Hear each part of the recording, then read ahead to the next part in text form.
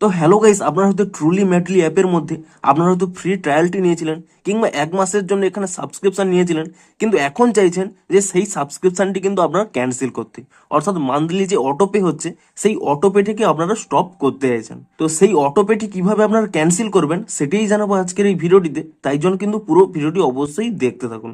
তো তার আগে ভিডিওটিকে অবশ্যই একটি লাইক করে দিন এবং এই চ্যানেলে যদি আজই নতুন এসে থাকেন এখনই চ্যানেলটিকে সাবস্ক্রাইব করে রাখুন এরকম নতুন নতুন ভিডিও দেখার জন্য। তো আপনারাও যদি এখানে এই ট্রুলি ম্যাডলি অ্যাপের অটোপেটি ক্যান্সেল করতে চান তার জন্য কি করবেন, দেখুন প্রথমে কিন্তু এখানে অ্যাপ থেকে আপনারা ব্যাক করে নেবেন।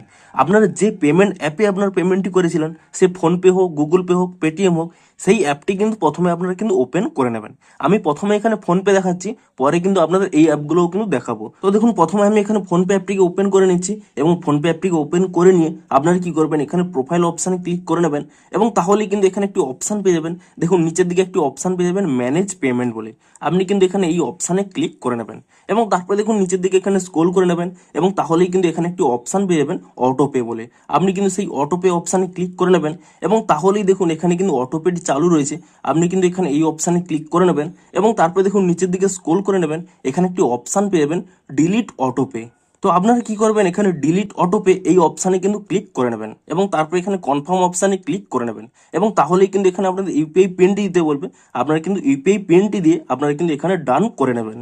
তো তাহলেই দেখুন অটোপে ডিলিটেড সাকসেসফুলি এবং এখানে দেখুন স্পষ্টই লেখা রয়েছে অটোপে হ্যাজ বিন ডিলিটেড। এবং আপনারা কিন্তু এখান থেকে যদি ব্যাক করে নেন দেখুন অনগোয়িং এ কিন্তু আর কোনো অটোপে নেই, এখানে দেখুন আরসিপি চলে এসেছে এবং এখানে দেখুন অটোপে ডিলিটেড হয়ে গেছে, অর্থাৎ এখানে কিন্তু অটোপেটি ক্যান্সেল হয়ে গেছে।